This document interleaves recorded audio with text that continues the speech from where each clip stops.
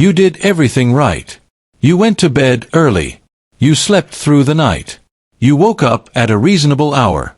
You even took the weekend to rest, to catch up, to recharge. And yet, here you are, still exhausted.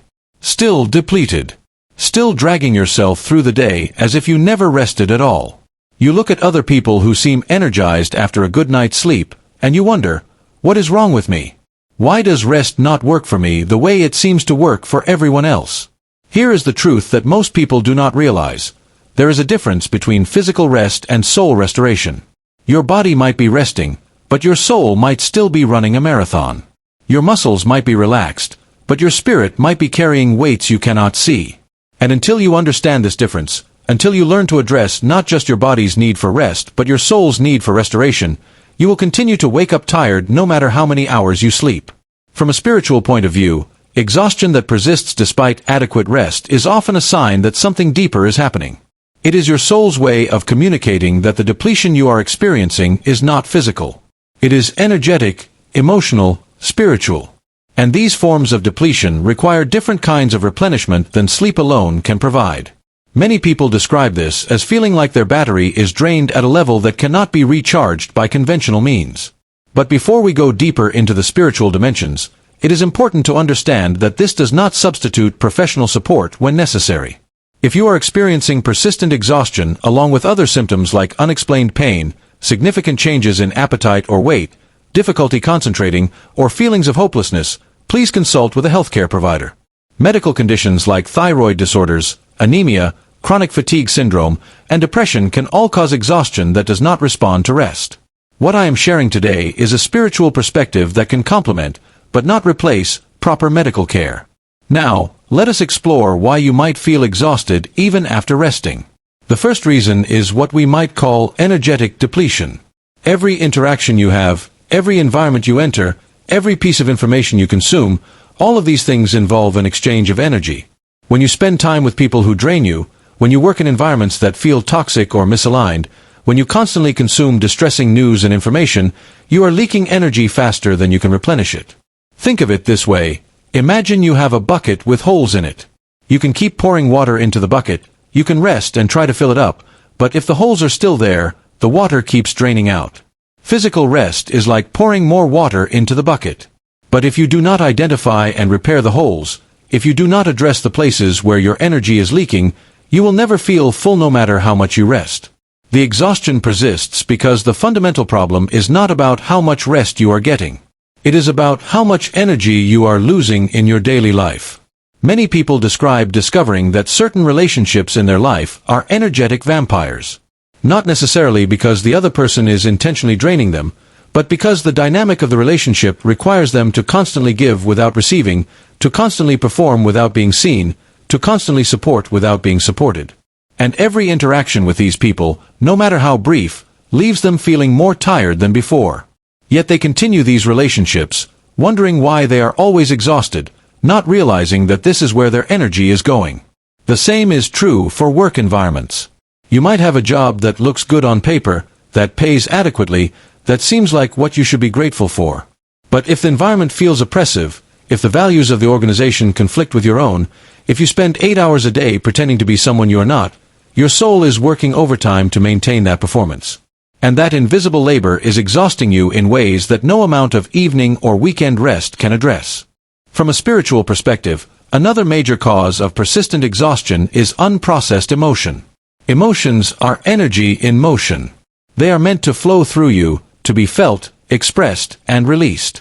But many people, instead of allowing emotions to flow, suppress them, store them, push them down into the body where they accumulate like debris in a river. And holding all of this unexpressed emotion requires tremendous energy.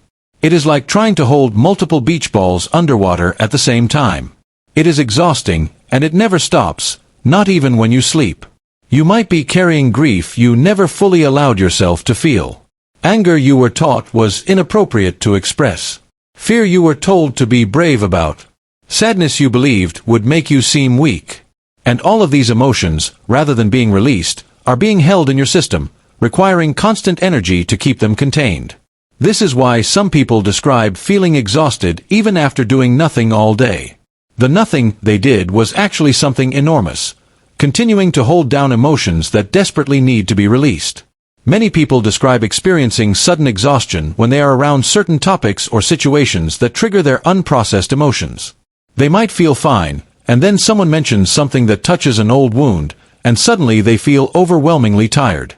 This is the body's wisdom, saying, I cannot hold this and also function normally. Something needs to give. But instead of listening to this message and creating space to process the emotion, most people just push through, adding more exhaustion on top of exhaustion. Another profound source of persistent exhaustion is living out of alignment with your soul's purpose. Your soul came here to express something, to learn something, to contribute something unique. When you are living in alignment with that purpose, energy flows naturally. You might work hard, you might face challenges, but there is a vitality underneath it all, a sense that you are doing what you came here to do. But when you are living someone else's version of what your life should be, when you are pursuing goals that do not resonate with your deepest truth, when you are spending your days on activities that feel meaningless to your soul, the misalignment creates exhaustion. From a spiritual point of view, this is your soul's way of saying, this is not it, this is not why we are here, we are spending our precious life force on things that do not matter to us. And that message comes through as exhaustion, as depletion, as a bone-deep tiredness that cannot be fixed by rest, because rest is not the issue. The issue is that you are living a life that your soul does not want to be living. And until you address that fundamental misalignment, you will continue to feel tired no matter how much you rest. Many people describe feeling a particular kind of exhaustion that comes from constantly fighting themselves. Part of them wants to move in one direction, and another part is terrified of that movement, so they stay stuck in the middle, using enormous amounts of energy to maintain that stuck position. Part of them wants to speak their truth, and another part is afraid of the consequences, so they expend energy constantly monitoring and controlling what they say. Part of them wants to leave a situation that no longer serves them, and another part is attached to security, so they stay and suffer, burning energy in the internal conflict. This inner war is one of the most exhausting experiences a human being can have. It is like driving with one foot on the gas and one foot on the brake.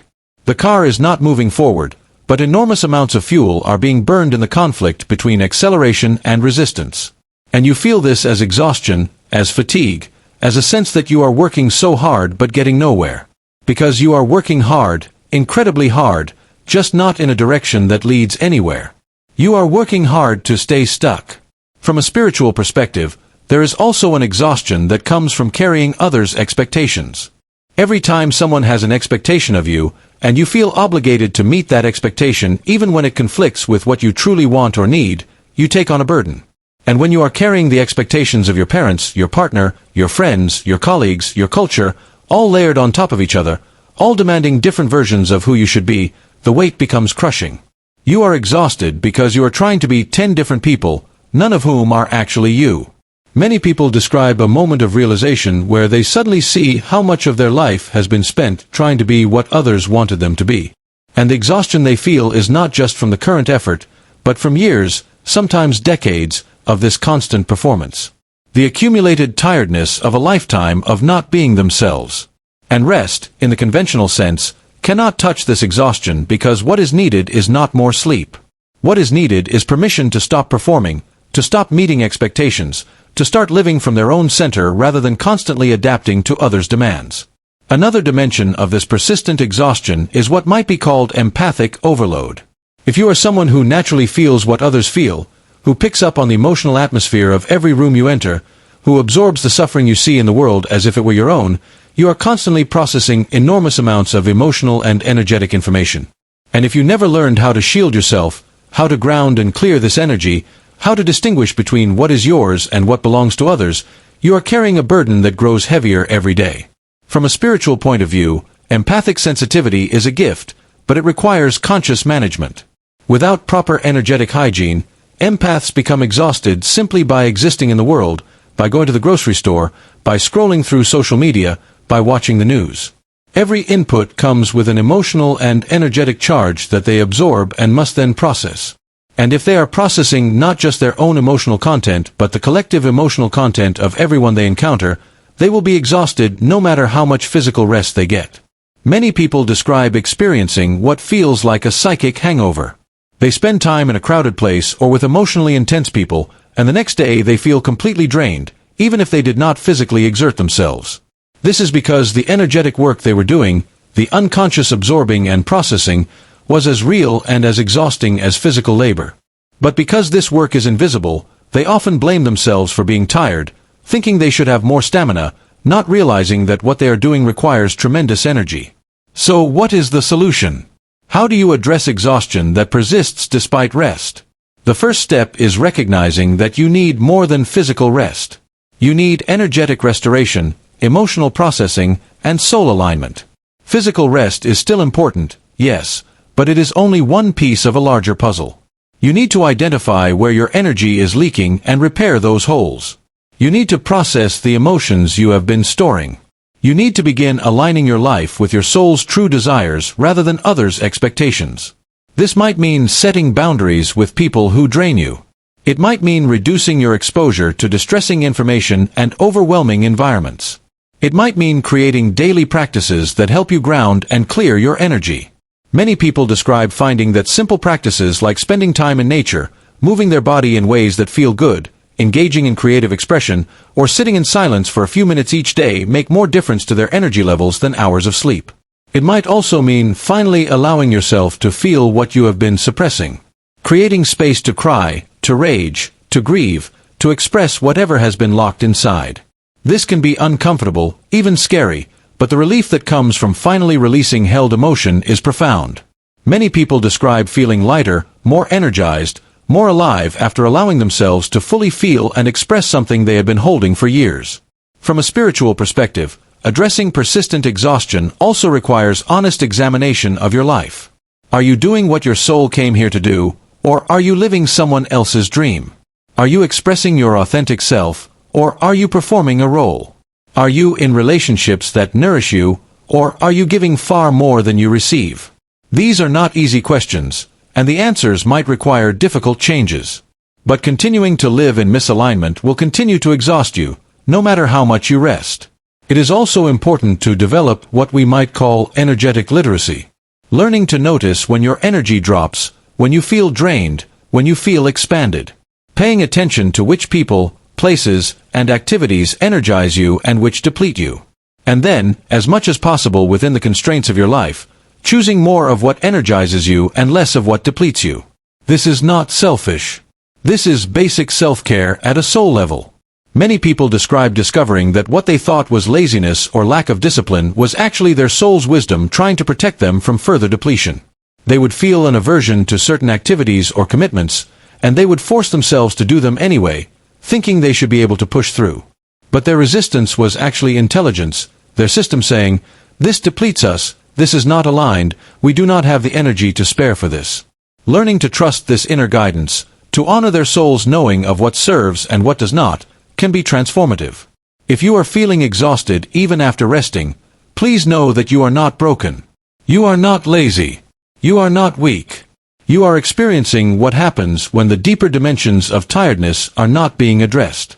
Your soul is exhausted, your emotions are overloaded, your energy is leaking, your life is misaligned. And these are real issues that deserve real attention, not dismissal or self-judgment. The path forward is not about forcing yourself to have more energy. It is about understanding why you are depleted and addressing the root causes. It is about learning to rest in ways that actually restore you, not just your body but your whole being. It is about creating a life that energizes rather than drains you, that aligns with your truth rather than conflicts with it, that honors your sensitivity rather than demands you suppress it. This journey takes time. You did not become this exhausted overnight, and you will not heal overnight either. But every small step toward greater alignment, every boundary you set, every emotion you process, every moment you choose authenticity over performance, these are deposits in your energetic bank account. Slowly, gradually, you will begin to feel the difference. The exhaustion will ease. The vitality will return. Not because you rested more, but because you addressed what rest alone could never fix. You deserve to feel energized, alive, present in your life. You deserve to wake up feeling restored, not just physically but in your soul.